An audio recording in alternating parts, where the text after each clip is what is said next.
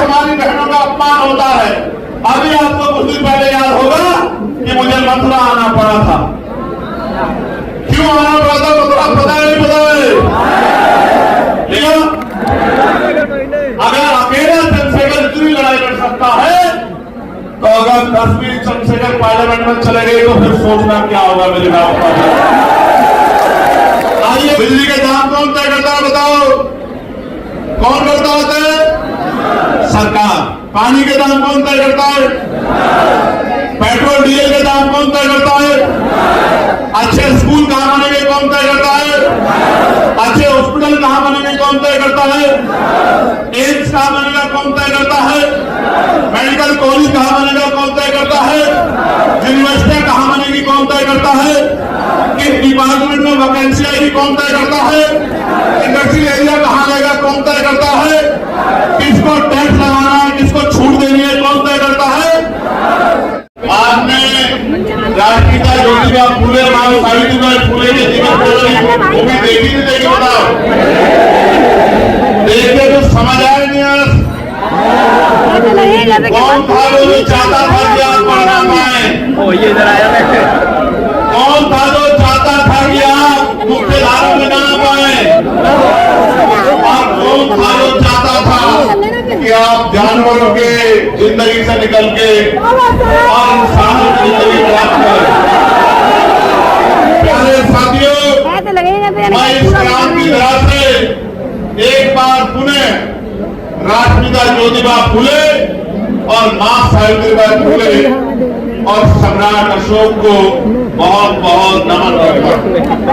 प्यारे साथियों, छत्रपति साहूजी महाराज जो आरक्षण के जन्मदाता थे, जिन्होंने 1902 में आरक्षण की व्यवस्था की कमजोर वर्गों के लिए, डॉक्टर बाबा साहब अम्बेडकर जो नारियों के मुक्तिदाता थे, गरीबों के भाग्यदाता थे, जिन्होंने संविधान लिखकर आपको, मुझे और मुझ जैसे करोड़ों लोगों को, इस देश की तमाम जातियों की महिलाओं को मुख्य धारा में आने का, डॉक्टर, इंजीनियर, IAS, IPS, वकील, जज, विधायक, सांसद, मंत्री, मुख्यमंत्री, प्रधानमंत्री, राष्ट्रपति बनने का अधिकार किसने दिलाया? ऐसे जो बाबा साहब अम्बेडकर को हम लोग नमन करते हैं। बाबू जगदेव प्रसाद कुशवाहा को, जननायक कपूरी ठाकुर को, चौधरी महाराज सिंह भारती को, महामना रामस्वरूप वर्मा को, संत राम प्रिय प्रजापति जी को, परमानंद लोधी जी को, मां फातिमा शेख को, मां मंतिका बाई लोधी को, मां छलकारी बाई को, तमाम वो वीरांगनाएं जिनका योगदान रहा है, मां अहिल्याबाई होलकर, मान्यवर दीना भाना वाल्मीकि जी और मान्यवर साहब श्री काशीराम जी को भी मैं उनके चरणों में नमन करता हूं। प्यारे साथियों, आगरा से मेरा लगाव बहुत गहरा,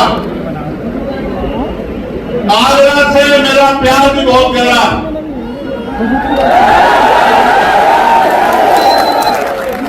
क्योंकि ये वो धरती है जहां बाबा साहब अम्बेडकर के आंसू गिरे हैं।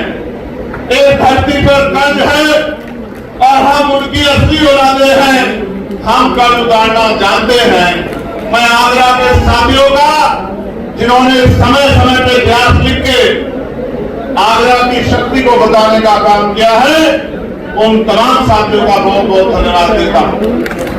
इतने संगठन के लोग आज यहाँ अपना प्यार आशीर्वाद देने के लिए आए हों, चाहे वो हमारा फीम नदी का कार्यक्रम हो, चाहे हमारी महिला मोर्चे की जो यहाँ संगठन चलते हैं महिला विकास के लिए, चाहे उनके हमारे नेता कार्यकर्ता हों, चाहे हमारे व्यापार मंडल के साथी हों, चाहे हमारे लीगल सेल के साथी हों, चाहे हमारे अनुशासन समिति के साथी हों या हमारे भाईचारा कमेटी के साथी हों। मैं इस मंडल के सभी मंडल के, जिले के, विधानसभा के और गांव में अंतिम वो व्यक्ति जो बाबा साहब अम्बेडकर का झंडा पकड़ के घूम रहा है, उन साथियों को भी बहुत बहुत धन्यवाद देता हूं।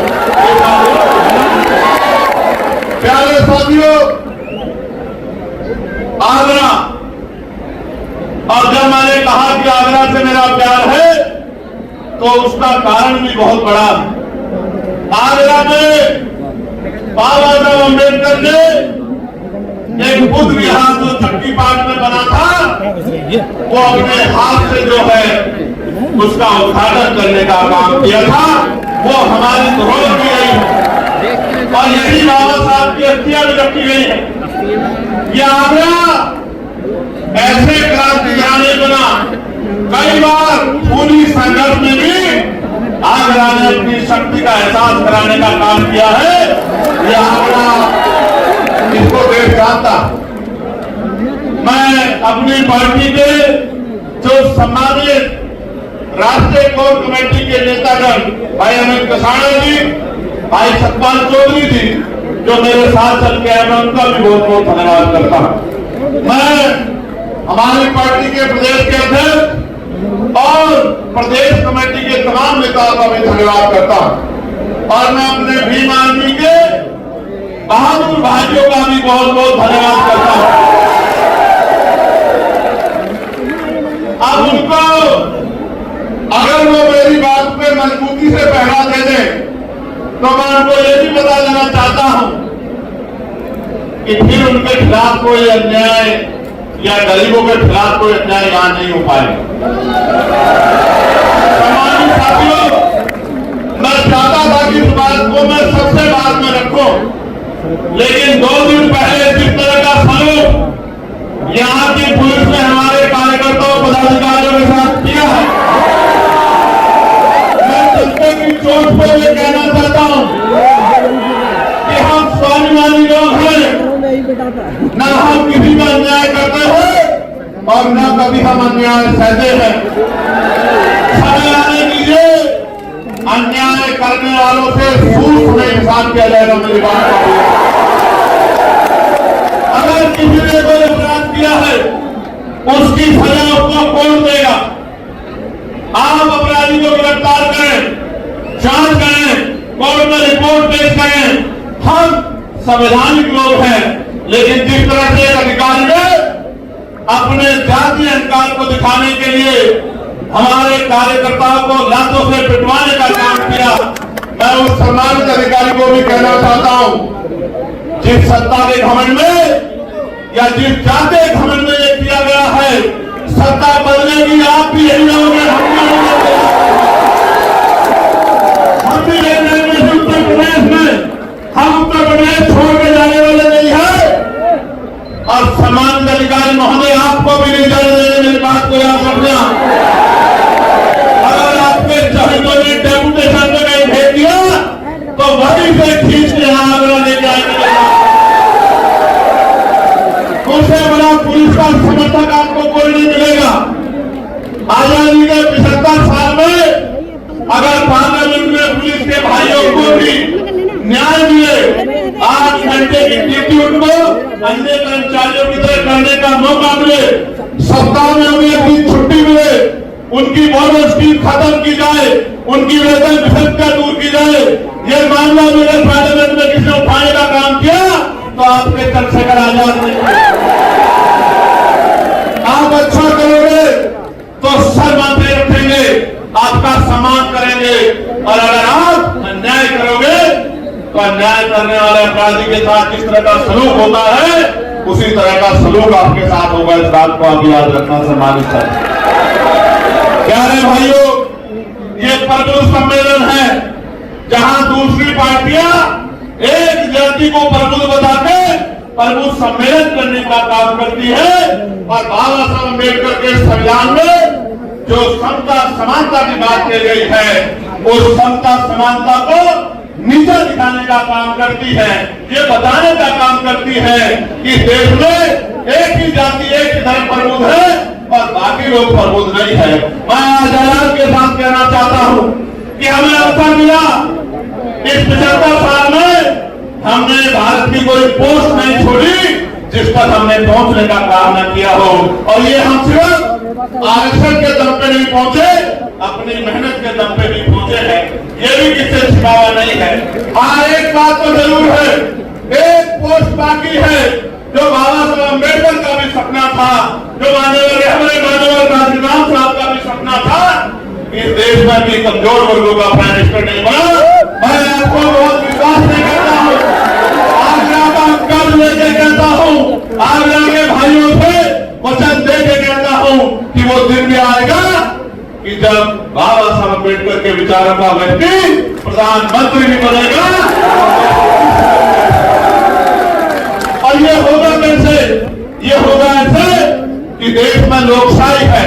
लोकशाही लोकतंत्र का मतलब होता है जिनका वोट होगा उनका राज होगा, जिनका वोट होगा उनका राज होगा। यही लोकशाही का पैमाना है। और वो एक नारा ये है कि जिसकी इतनी संख्या वाली उसकी इतनी हिस्सेदारी। नारा ये है कि वोट हमारा राज तुम्हारा, नहीं चलेगा नहीं चलेगा। आप और कहीं मत जाओ, हम आगरा में बात करेंगे, आगरा मंडल में बात करेंगे, आगरा जिले में आप आज बात करेंगे। यहाँ हमारे पास व्यापारी भी है, यहाँ हमारे पास शिक्षक भी है, यहाँ हमारे पास डॉक्टर भी है, यहाँ हमारे पास इंजीनियर भी है, यहाँ हमारे पास वकील भी है, यहाँ हमारे पास जज भी है। सब कुछ होते हुए भी बाबा साहब ने तो ये कहा था कि जिस समाज में 10 डॉक्टर, 10 इंजीनियर, 10 वकील तैयार हो जाएंगे, उस समाज के अधिकारों को कोई छीन नहीं सकता है। लेकिन आज आप देखो किस तरह आपके अधिकारों को लूटा जा रहा है, छीना नहीं जा रहा है, लूटा जा रहा है, डकैती पड़ रही है आपकी नौकरियों पे, आपके रोजगारों पे, आपके बिजनेस पे, आपके साथ जुल्म जात के अन्याय हो रहा है।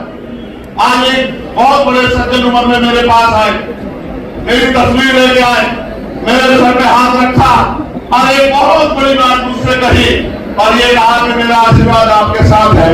मैं आगरा इसलिए भी आया हूँ कि मैं आगरा के लोगों को पूछना चाहता हूँ, मैंने क्या गलत किया है आगरा के लोगों? मैंने वही काम किया जो माननीय साहब काशीराम ने किया, मैंने उनके अलावा कोई गलत काम नहीं किया।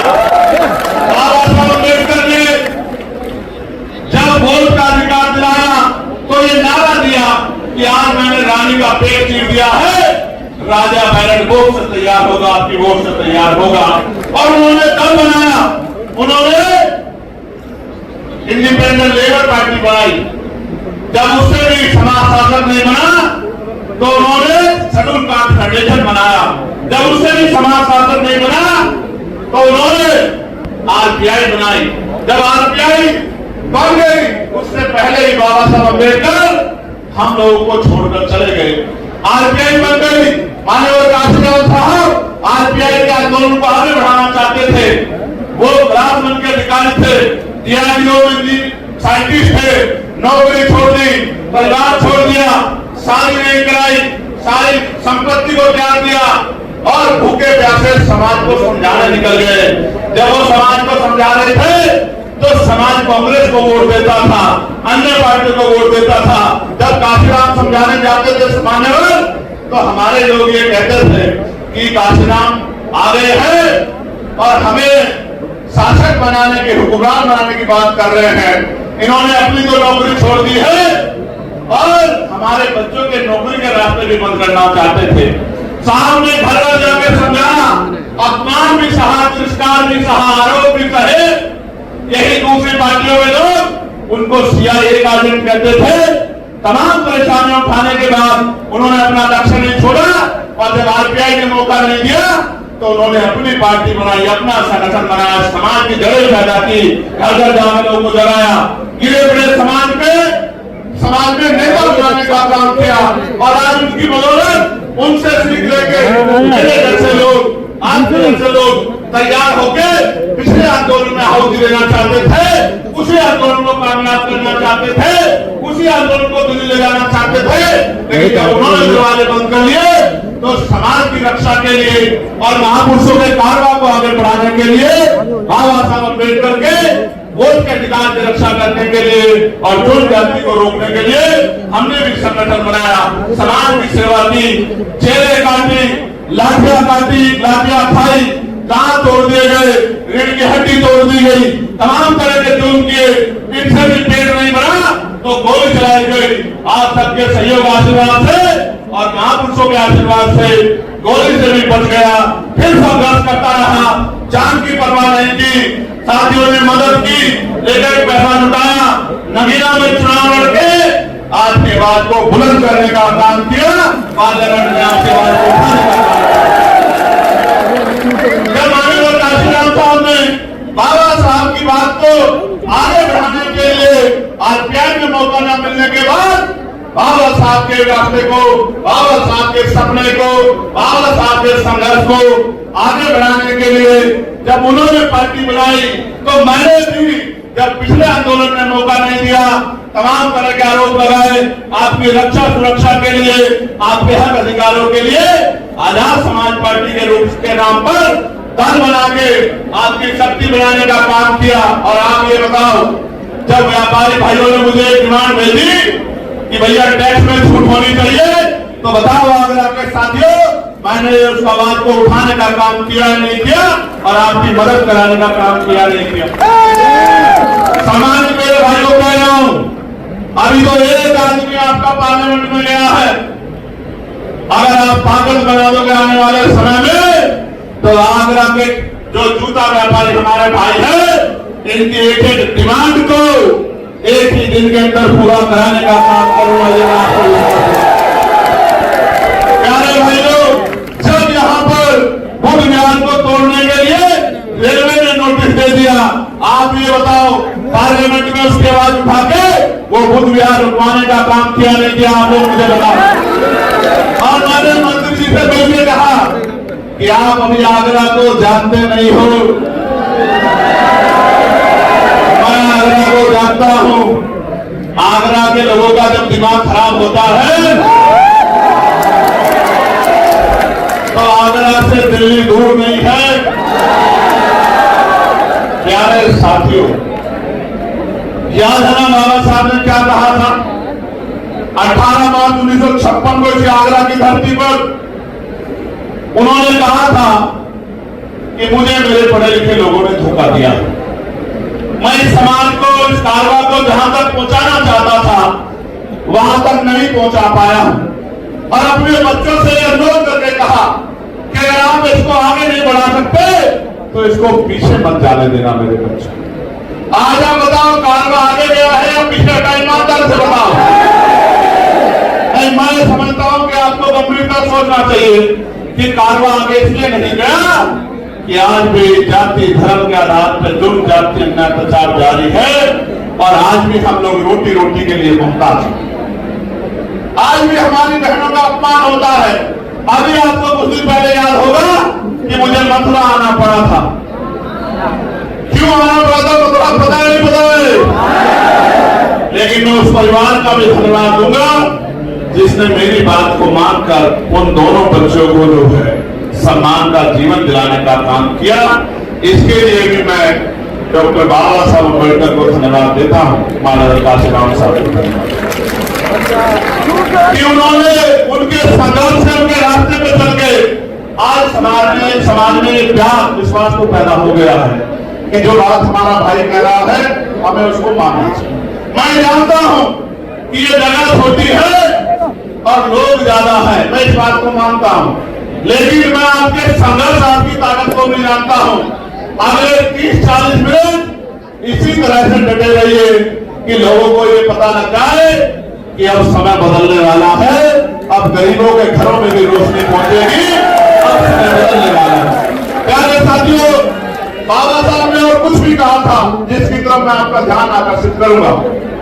18 मार्च 1956 को उन्होंने कहा, अब मैं बूढ़ा हो चला हूं, बीमार रहता हूं, जहां तक लोगों को जगाना चाहता था ग्रामीण क्षेत्रों तक जगा नहीं पाया हूं।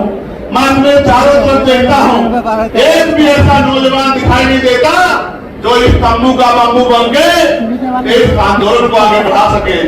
इसलिए मैं समाज से अपील करता हूं कि समाज आगे निकल के आए और इस आंदोलन को चलाए। तो काशीराम साहब क्या कहते हैं कि मुर्गा लोग मिशन नहीं चलाते और जिंदा लोग मिशन को नहीं रुकने देते।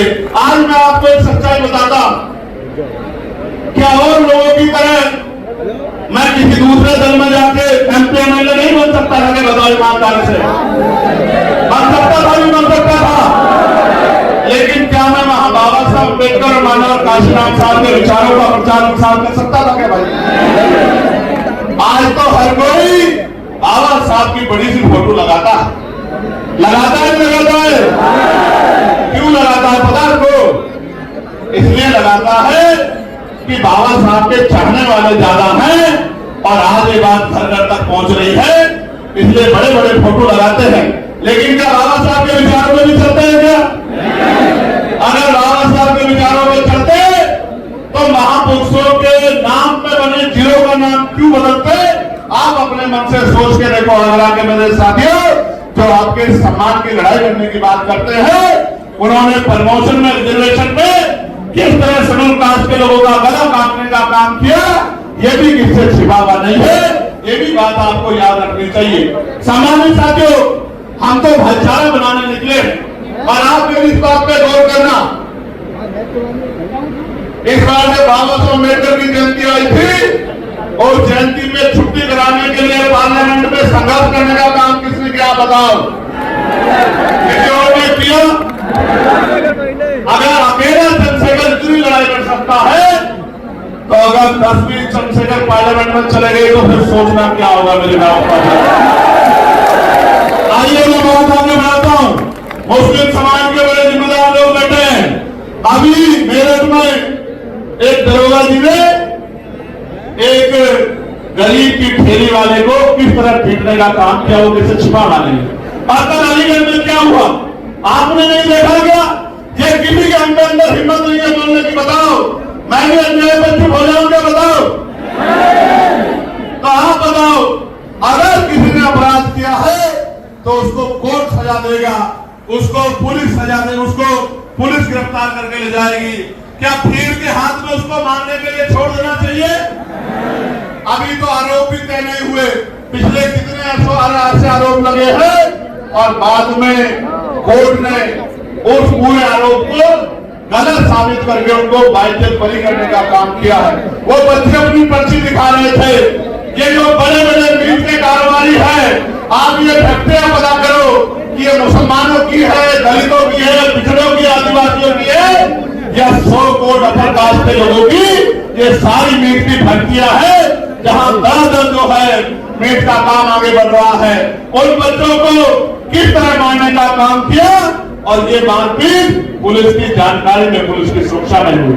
जब रक्षक अपना काम छोड़ देगा तो फिर खाल उतरनी तो लाजमी है। आज बारातें रोकी जा रही है, आज आपके अधिकारों को लूटा जा रहा है। किसान भाइयों को कहा गया कि आपकी आमदनी दोगुना कर देंगे, आपको सब्सिडी देंगे, यूरिया में जो वजन होता था वो कम कर दिया, पैसे बढ़ा दिए, डीएपी में पैसे बढ़ा दिए और तमाम जगह लाइन लगती है। गर्मी में, सर्दी में, बारिश में किसान परेशान होता है और उनसे कहा गया बिजली के दाम कम करेंगे, कोई दाम कम नहीं करे, बिजली का बिल माफ करेंगे, कोई बिजली का बिल माफ नहीं किया और किसान परेशान है और सुसाइड कर रहा है और किसानों के हितैषी बताने वाली सरकार चैन से पढ़ के सो रही है। नौजवानों से वादा किया कि आपको रोजगार देंगे, आपको स्किल डेवलपमेंट करेंगे, आपको तरक्की देंगे, लेकिन आप ये बताओ उत्तर प्रदेश में कोई एक भर्ती ऐसी बताओ जिसमें घोटाला ना हुआ। भर्ती बाद में आती है, पहले पेपर लीक हो जाता है, नहीं हो जाता है। भर्ती बाद में आती है, पेपर लीक हो जाता है। पेपर लीक जहां नहीं होता वहां नकल होती है और नकल से भी बच जाए तो फिर आरक्षण घोटाले होते हैं, जैसे 69,000 शिक्षक भर्ती में हुए हैं कि 20,000 पांच प्रजापति कश्यप, बघेल, सैनी, मौर्य, साके, कुशवाहा, बिंद, राजभर, केवट, मल्ला, गुर्जर, कुर्मी, यादव, जाट, तमाम पिछड़े वर्ग के बच्चों के नौकरी को लूटने का काम इस उत्तर प्रदेश की सरकार ने किया। प्यारे भाइयों बहनों, सुरक्षित नहीं है। अखबार पढ़ के देखो, आज इस मंच पे बहुत सारी बहनें बैठी हैं। एक बार मेरा सामने से जाओ, आज इस मंच पे इतनी सारी बहनें बैठी हैं। एक बार मैं बहनों से कहूंगा जरा हाथ ऊपर एक बार खड़ा कर ले। ईमानदारी से बताओ कि आज महिलाएं बहनें सुरक्षित है उत्तर प्रदेश में? आज बहनें में सुरक्षित नहीं है। अखबार पढ़ लो, रोज किसी बेटी का रेप हत्या होती है, किसी को मार के लटकाया जाता है। आप ये बताओ, ये कैसा सुशासन है जिसमें गरीबों की बच्चा सुरक्षित नहीं है? मैं आज आपसे कह रहा हूं, ऐलान करके कह रहा हूं, डंके की चोट पे कह रहा हूं, एक बार मौका मिलने दो। अगर किसी गरीब की बच्ची की तरफ किसने हाथ उठा के देख ली, फिर मुझसे सवाल करना कि चंद्रशेखर भाई ये कहते हो गया। कहते कल्याण साहब कहते थे कि मैं तो उस प्रदेश को सुरक्षित मानता हूं जिस प्रदेश में रात के अंधेरे में भी महिलाएं कुछ मील तक अकेले घूम आए।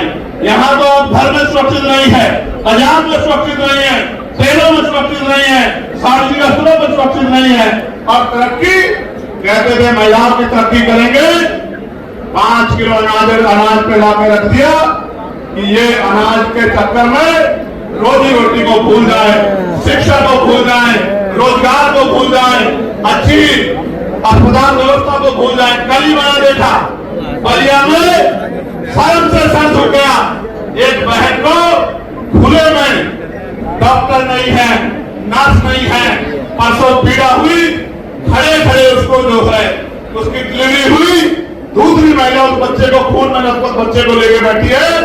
ये व्यवस्था दी है इस सरकार ने इस गरीब किसान पिछड़ा दलित मुसलमान विरोधी सरकार को उखाड़ के फेंकने के संकल्प को लेकर मैं आज आपके बीच आया हूं कि अब आपको कमर कस लेनी चाहिए। अब ज्यादा दिन नहीं देने हैं। आज 2012 से और 2027 तक 15 साल बैठते हैं।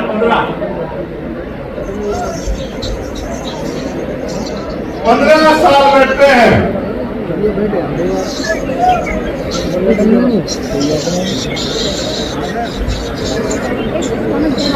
2012 से 27 तक कितने साल बैठे हैं? कितने साल बैठते हैं? राम जी का वनवास भी 14 साल का था, आप तो 12 साल का न्याय हो और कितने दिन में वनवास रखोगे ये सोच लो। 15 साल हो जाएंगे और 15 साल में जिन वर्गों पे सत्ता नहीं होती, ना उनको नौकरी मिलती है, ना रोजगार मिलता है, ना अधिकार मिलते हैं, ना जुल्म जाति उन पर रुकती है। काशीराम साहब कहा करते थे जिनकी सत्ता नहीं होती उनकी बहन बेटियों पर अत्याचार होता है, उनकी बहन बेटियों पर जुल्म होता है। जिनकी सत्ता नहीं होती उनकी तरक्की के रास्ते रुक जाते हैं। आज आप महसूस करके देखो कि क्या हो रहा है, तमाम निजीकरण हो रहा है, सारी सरकारी नौकरियों को खत्म किया जा रहा है। सरकारी नौकरी खत्म हो जाएगी तो शेड्यूल ट्राइब बैकवर्ड के लोगों को आरक्षण नहीं देना पड़ेगा। सोची समझी साजिश के थ्रू सब कुछ हो रहा है। आप महसूस करके देखो, सरकारी नौकरी मिलती थी तो परिवार सुरक्षित हो जाता है। आगे सरकारी नौकरी नहीं आएगी, फिर क्या करोगे? मेरे वाल्मीकि समाज के भाई तथ्य उठा के दिखा रहे हैं। आज मजबूरी में 7,000 रुपए, 9,000 रुपए, 11,000 रुपए, 15,000 रुपए काम लेते हैं। पहले 500 दिन कच्चा रखते हैं, 500 दिन काम करने के बाद संविदा पे लाते हैं और 5-7 साल बाद संघर्ष करा के अगर वो जिंदा बच जाए उन्हीं को पक्का करते हैं। ये जो अन्याय हो रहा है निजीकरण के नाम पे, संविदा के नाम पे, ठेकेदारी के नाम पे, मैं आपको विश्वास दिला के कहता हूं कि सारे संविदा कर्मी भाइयों को पक्का करने का काम करेंगे। और आपके लिए इस कच्ची नौकरी को जो सफाई कर्मचारी काम शेड्यूल ट्राइब के लोग करते हैं, बैकवर्ड के लोग करते हैं, इस सफाई कर्मचारी की नौकरी को पक्का करने का काम करेंगे। इस बात का मैं आपको विश्वास दिलाता हूं। और मैं तो चाहता हूं कि आप भी इस काम को छोड़ के जो शेड्यूल ट्राइब बैकवर्ड के लोग करते हैं, छोड़ो आप भी, ये उनको दे दो जो बहुत शुद्ध बनते हैं देश में, ये काम उनको दे दो कि वो कर लें। आप लोग डॉक्टर बनो, आप लोग इंजीनियर बनो, आप लोग वकील बनो, आप लोग जज बनो, आप लोग IAS IPS बन के, विधायक सांसद बन के देश की पॉलिसी को चलाने का काम करो और देश के गरीबों को न्याय दिलाने का काम करो। मुस्लिम समाज के भाई बैठे हैं, पिछड़े वर्ग के लोग बैठे हैं, मैं आपसे भी पूछना चाहता हूं, आपको नहीं पता कि जब सत्ता नहीं होती क्या होता है? देखो, बिजली के दाम कौन तय करता है बताओ? कौन करता होता है? सरकार। पानी के दाम कौन तय करता है? पेट्रोल डीजल के दाम कौन तय करता है? अच्छे स्कूल कहां बनेंगे कौन तय करता है? अच्छे हॉस्पिटल कहां बनेंगे कौन तय करता है? एम्स कहां बनेगा कौन तय करता है? मेडिकल कॉलेज कहां बनेगा कौन तय करता है? यूनिवर्सिटी कहां बनेगी कौन तय करता है?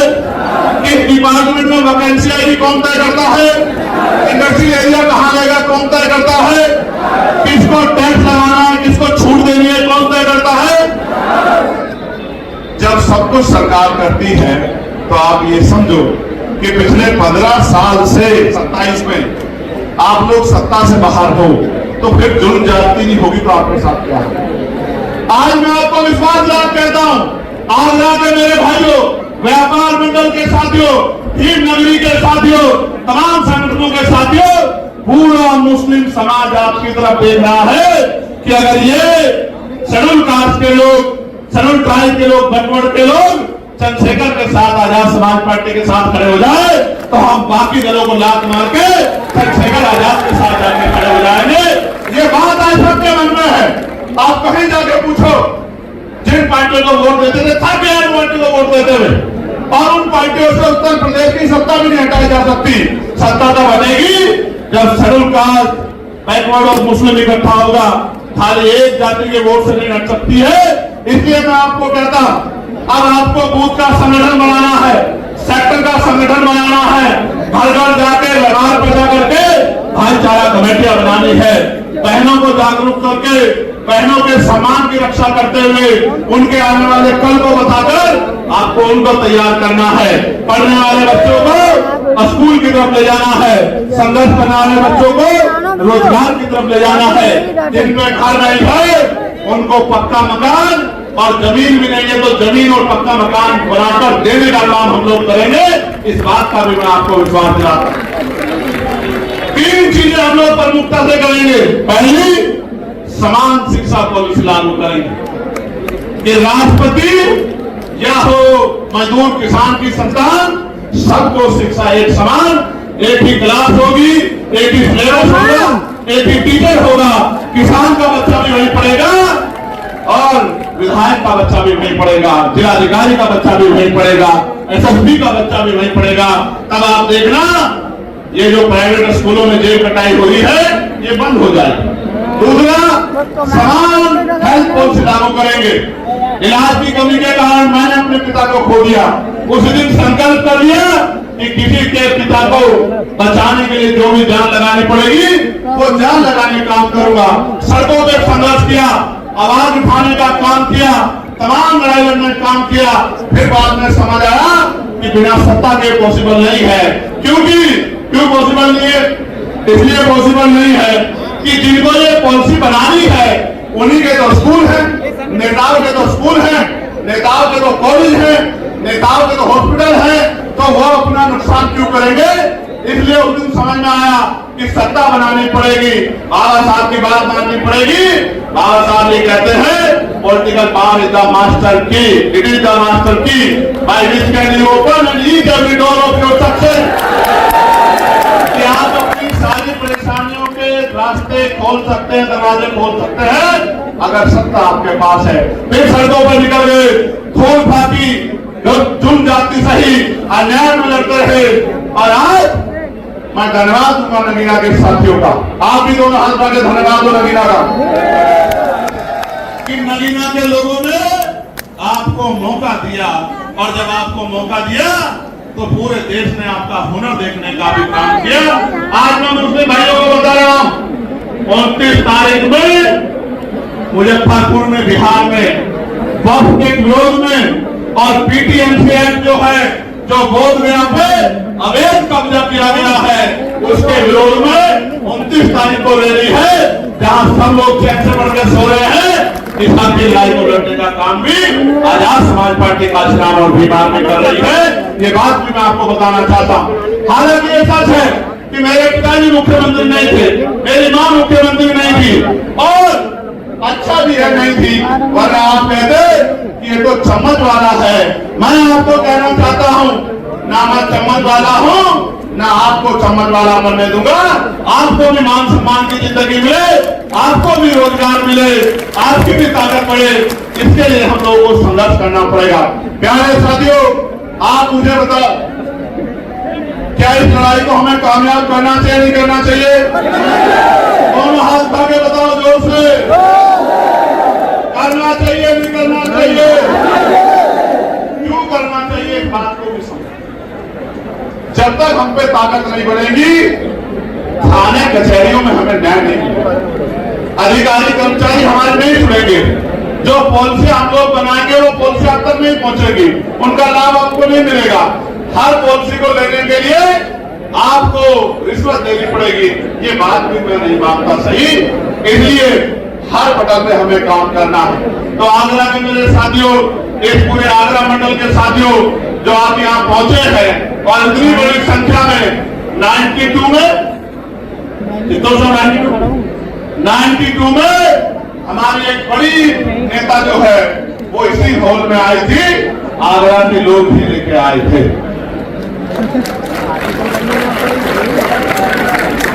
अब उनको आप 92 में इस हॉल में लेके आए, फिर आपने उनको ताकत भी दी। अब मैं आपसे पूछना चाहता हूं, इस हॉल में तो मुझे ले आए हो, ताकत दोगे नहीं दोगे ये भी बताओ।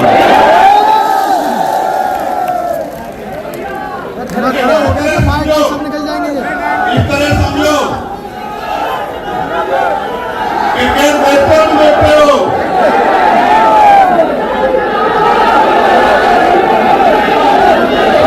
क्रिकेट देखते हो नहीं देखते हो बताओ?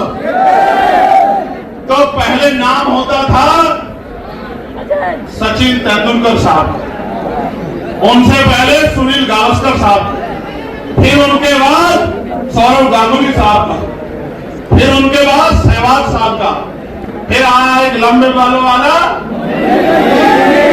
जिसने सारे पुरानों को भुला दिया और आज भी जिसका टक्का बजता है भले साहब जिसके पास कुछ ना। उसके बाद आए कोहली साहब, फिर आए सूर्य कुमार यादव साहब, और आजकल बहुत शुभमन गिल और पता नहीं क्या क्या बड़े बड़े नौजवान, और अभी एक और बताओ, जब तक आप मौका नहीं दोगे उसको प्लेइंग 11 में नहीं लाओगे, 15 में बिठा के रखोगे, 20-21 में बिठा के रखोगे, उससे पानी पिलवाते रहोगे, पल्ले उठवाते रहोगे, तो आपको क्या पता लगेगा कि ये कैसी परफॉर्मेंस दे सकता है? अभी तो 1 ही साल हुआ है। याद रखना कि 5 साल के पूरे होने से पहले आपकी जिंदगी में रोशनी लाने का इंतजाम हम सब लोग करेंगे। मेरी बात सुनिए, मैं आपको विश्वास दिला कहता हूं, जब तक हम लोग बाबा साहब के रास्ते में नहीं चलेंगे, यानी कि शिक्षित नहीं बनेंगे, संगठित नहीं होंगे और संघर्ष नहीं करेंगे, तब तक कुछ भी बदलने वाला नहीं है। और मैं फिर आपसे कहता हूं, पार्टी के नेताओं से कहता हूं, फिर आर्मी के साथियों से कहता हूं, कार्यकर्ताओं से कहता हूं, मांगने से भीख मिलती है, अधिकार छीनने पड़ते हैं। अगर छीनना चाहते हो अधिकार, तो जिस तरह से पेट पालने के लिए 8 घंटे काम करते हो, रोज पार्टी को आगे बढ़ाने के लिए भी 2 घंटे 1 घंटा काम करो, क्योंकि आदमी भूखा तो रह सकता है लेकिन अपमानित होकर नहीं रह सकता। इस बात को भी समझने का प्रयास करो। हमारी आबादी बहुत है, हमारी आबादी बहुत है, 85% लोग हैं हम लोग, लेकिन 85% होते हुए भी जुल्म सह रहे हैं क्योंकि जागरूक नहीं है, एकजुट नहीं। जैसे मुस्लिम समाज की आबादी 20% के लगभग है, फिर भी रोज धार्मिक नारे लगाओ वरना मार खाओ, रोज धार्मिक नारे लगाओ वरना मार खाओ। और विवाद कश्मीर में हुआ, आतंकवाद के खिलाफ पूरा देश खड़ा था, लेकिन सरकार के लोगों ने यहां भी मुस्लिम भाइयों को पीटने का, परेशान करने का काम किया। और ये बेचारे उन नेताओं की तरफ देखते हैं जिनको आगे बढ़ाते आए, ताकत देते हैं, कुर्सी बिठाते आए, और वो नेता ये उनकी तरफ देखते हैं और वो दूसरी तरफ देखते हैं। उनको पता है कि ये कहीं जाने वाले नहीं है, ये पीठ छिप भी हमारे पास ही आएंगे, तो इनकी आवाज उठाने का कोई मतलब नहीं बनता। मैं इनको कहना चाहता हूं, थोड़ी सी हिम्मत जुटा लो, मन पक्का कर लो, एक मौका चंद्रशेखर आजाद को दो, अगर दोबारा किसी नेता की जरूरत पड़ जाए तब फिर मुझे कहना। पिछले कुछ दिनों में अपराध की बाढ़ आ गई है। आगरा में भी सुन रहा हूं, जो आगरा हमारा किला था वहां भी बारात रोकी जा रही है। दिल में बड़ी तकलीफ थी, कार्यकर्ताओं पे हमला हो रहा है, कार्यकर्ताओं पे झूठे मुकदमे लगाए जा रहे हैं। दिल में तकलीफ थी, हर दिन इंतजार कर रहा था कि आगरा का दिन कब आएगा, आगरा का दिन कब आएगा। आज आगरा का दिन आया है। आगरा का दिन तो आ गया, आजाद समाज पार्टी का दिन आएगा नहीं आएगा ये भी मुझे बता दो। आप बताओ, अभी मेरे हाथ में ना ट्रांसफर करने की पावर, ना पोस्टिंग करने की पावर, ना नौकरी देने की पावर, ना रोजगार देने की पावर, ना जुर्म जाति रोकने की पावर। अभी मैं पार्लियामेंट में आवाज उठा सकता हूं, पर आपके लिए धूप में, छांव में, गर्मी में, आंधी में, तूफान में। अब से छोड़ो साहब, मैं चैलेंज करके कहता हूं, मेरे खून का कतरा कतरा दे लो। अगर मेरे खून के बहने से आपको सम्मान का जीवन मिलता है, बाबा साहब का सपना पूरा होता है, तो खून का कतरा कतरा भी आपके लिए निछावर करने के लिए तैयार। क्या मुझे और कोई परीक्षा देनी है?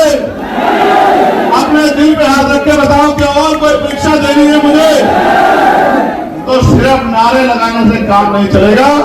जब तक आप बूथ कमेटी नहीं बनाओगे, भाईचारा कमेटी नहीं बनाओगे, अनुशासन पैदा नहीं करोगे, संगठन नहीं बनाओगे, विश्वास पैदा नहीं करोगे, लोगों के साथ व्यवहार बना के उनको साथ लाने काम नहीं करोगे, तब तक कुछ भी बदलने वाला नहीं। इसलिए बताओ, बदलोगे नहीं बदलोगे? सोच समझ के बताओ, बदलोगे नहीं बदलोगे? आप सोचो, ना स्कॉलरशिप मिल रही है, ना एजुकेशन मिल रही है, ना अच्छा इलाज मिल रहा है, ना रोजगार मिल रहा है, ना लोन मिल रहा है, ना टैक्स में छूट मिल रही है। मिल रहा है तो एक चीज इस सरकार में अपमान, अन्याय, जुर्म, जाति, और जो जमीनें हमें मिली थी उन जमीनों को भी लूटने का काम ये सरकार कर रही है। तो इस सरकार का जाना जरूरी है नहीं जरूरी है बताओ? तो सोचो, सरकार चली गई, लेकिन अगर आपकी नहीं बनी तो आपके हिस्से में क्या आया? समझे नहीं समझे? भाई ये फोन इस हाथ में था, अभी साथ में चला गया, आपके हिस्से में क्या आया? आप बीच में खड़े हो जाओ दीवार बन के कि ये ताकत इधर से जाएगी तो हमारे पास आएगी, इस बात को दीवार बन के खड़े हो जाओ। सुबह हो शाम, आप चाहे ईंटें उठा रहे हो, भट्टे पे हो, कोलू पे हो, रिक्शा चला रहे हो, कोई छोटी दुकान चला रहे हो, रेडी पटरी पे हो, एक ही बात आपके कान में गूंजनी चाहिए, जो बात आपसे कह के यहां से विदाई लूंगा कि हमें अपनी ताकत 2027 में बनानी है। ये बात आपके कानों में हर समय गूंजनी चाहिए। और 2-3 नारे आपको मेरे साथ लगाने हैं। तैयार हो? ये जो मंच के लोग हैं ये भी तैयार हैं नहीं तैयार हैं? हमारी सेना जिंदाबाद, भारतीय सेना जिंदाबाद, हमारे अर्धसैनिक बल जिंदाबाद, हमारे अर्धसैनिक बल जिंदाबाद, देश का किसान जिंदाबाद,